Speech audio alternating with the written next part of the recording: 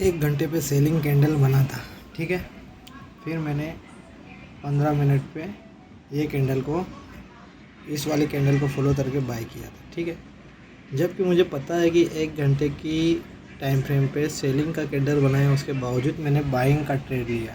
ये देखिए, ये मेरी यहाँ पर ये मेरी स्ट्रेटजी, मैंने अपनी गलती, मुझे याद नहीं रहा कि 1 घंटे के टाइम फ्रेम पे मार्केट सेलिंग पर है और मैंने फिर से बाई कर लिया, और मार्केट ऑलरेडी इतना मोमेंट दे चुका है, उसके बावजूद मैंने ये गलती की। तो इसी गलती को ध्यान रखना है,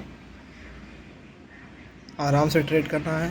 हालांकि हमारा ट्रेड आज प्रॉफिट में क्लोज़ हुआ है, भले ही 7 से हम फिर से आ गए हैं, हमने हमारा पूरा प्रॉफिट एक ही बार में लगा दिया है, लेकिन यही छोटी छोटी गलतियाँ आपको आगे चल के दिक्कत देती है। अब देख सकते एकदम क्लियर था कि यहाँ भाई 1 घंटे की टाइम फ्रेम पे एकदम सेलिंग कैंडल है, उसके बाद भी मैंने बाइंग का सेटअप लिया, वो भी छोटे टाइम फ्रेम पे।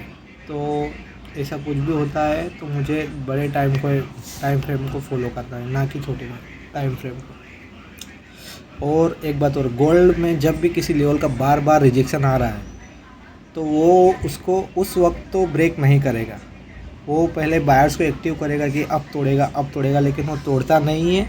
देखिए फॉर एग्जांपल, अब ये कितना बड़ा सेलिंग कैंडल आया, लेकिन फिर भी वहाँ पर ग्रीन कैंडल आया ताकि और लोग बाय करें, और यहाँ पर आगे फिर रिट्रेसमेंट किया। फिर देखो, मतलब कैंडल मार्केट ऊपर जा तो रहा है, ये जितना भी कैंडल आप वीक देख रहे हैं ये ग्रीन है, क्योंकि ये पहले ग्रीन में क्लोज हो रहे थे, मतलब स्टार्टिंग टाइम पे ग्रीन में जा रहे थे, लेकिन जब 1 या 2 मिनट होगा ये फिर से प्रेस हो रहा है। मतलब जो भी कैंडल या न्यू ट्रेडर है या एक्सपीरियंस ट्रेडर है या फिर जो जल्दबाजी में ट्रेड ले रहा है, वो सोच रहा है कि अब ब्रेक करेगा, लेकिन गोल्ड में हमेशा कोई भी सपोर्ट या रेजिस्टेंस अगर बार बार उसी पर टच हो रहा है तो वो कभी भी ब्रेक नहीं करता। इस बात को ध्यान में रखना है।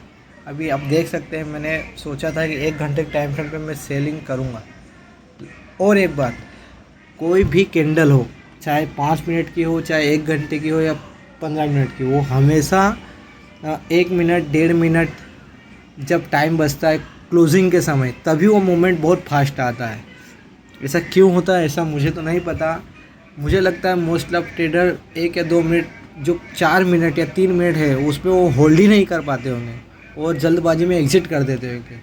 इसके लिए मार्केट इतना ये है। और लोग कहते हैं ना, पेशेंस रखना बहुत ज़रूरी है मार्केट के अंदर। तो आज वही सीख मुझे मिली है कि मतलब ये तो सरासर मेरी गलती है और मैं एक्सेप्ट भी करता हूँ। तो हमेशा मुझे बड़ी टाइम फ्रेम पे ध्यान देना। और यहाँ पर भी सेम सेटअप एकदम, इसमें भी कोई ये नहीं था। देखो 15 मिनट टाइम फ्रेम पे वही कैंडल है, कुछ उसमें कुछ लॉजिक नहीं है। देखो ये देखो, मेरा पिन बार हैमर बना हुआ है, ठीक है। मैंने यहाँ पर सेल भी किया था, लेकिन मैंने अपना स्टॉप लॉस टेल करके यहाँ इस कैंडल पे कर दिया, ये इस कैंडल पे, जबकि वो मुझे नहीं करना था। भले मुझे $2 लेना था तो मैं ले सकता था, वेट करता। हालांकि वेटिंग ही पैसा है अगर मार्केट में। अब देखो मैं लगभग यहाँ पर मैंने अपनी पोजीशन बनाई थी। अब मुझे लगभग $400, मतलब सॉरी 400 पॉइंट मिल रहा था, तो इस इनफ फॉर अ डे। लेकिन मैंने गलती की, और गलती को एक्सेप्ट करना ही बहुत ज़रूरी होता है मार्केट के अंदर। तो अगली बार से मैं ध्यान रखूँगा, ऐसा मैंने नहीं करना। यहाँ पर भी मैंने इतना बड़ा गलती मैंने कर दिया है, मैं क्या बोलूँ। मेरा एकदम ध्यान से ही निकल गया था कि भाई 1 घंटे की टाइम फ्रेम में मार्केट सेलिंग में है, और मार्केट आप देखेंगे ऑलरेडी मार्केट मूव कर चुका है यार। आप देखेंगे मार्केट अगर ऑलरेडी इतना मूव कर चुका है तो मैंने और टॉप पे बाई किया है। तो ये मेरी ही गलती है, मैं एक्सेप्ट करता हूँ। अगली बार से मुझे ध्यान रखना है इन सब बातों का। इसके लिए मैं रिकॉर्डेड कर रहा हूँ। आने वाले समय में अगर इससे कुछ भी होता है, मुझे टाइम मिलता है, तो मैं ये सब चीज़ों पे गौर करूँगा और देखूँगा और ध्यान दूँगा। तो फिर मिलते हैं। आज हमारा $60 का प्रॉफिट था, लेकिन मैंने इस कैंडल पे बाई पोजीशन बनाई थी, और यहाँ पर हमारे एसएल हंटो। तो बिग प्लेयर ऐसे ही काम करते हैं, वो पहले लिक्विडिटी जनरेट करते हैं। मतलब रिटेल को, अब देखो जो भी है, जितने भी है, अब ये सेटअप, ये सीधा सा मार्केट है बरोबर। अब मार्केट यहाँ से आया, पुल बैक दिया, देखो फिर बाइंग किया, फिर आया, फिर अब देखो यहाँ पर कितने लोगों ने बाइंग किया होगा यहाँ पर। हालांकि यहाँ पर मैंने भी बाइंग पोजीशन बनाई थी।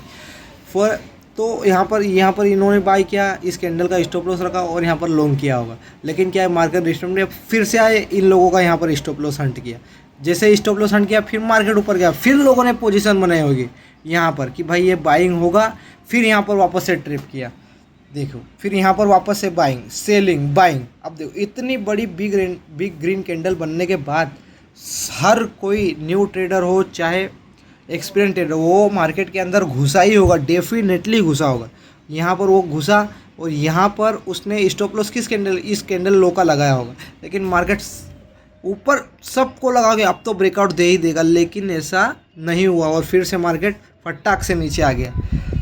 मार्केट नीचे आया और देख सकते कितनी बढ़िया तरीके से लिक्विडिटी स्वीप किया। मार्केट लिक्विडिटी स्वीप हो गई। अब मैंने ये नोटिस किया था कि 1 घंटे के टाइम फ्रेम पे मार्केट सेलिंग पर है, उसके बावजूद ये चीज़ मैंने इग्नोर करके मैंने यहाँ पर बाइंग का सेटअप किया, जो कि मुझे नहीं करना था।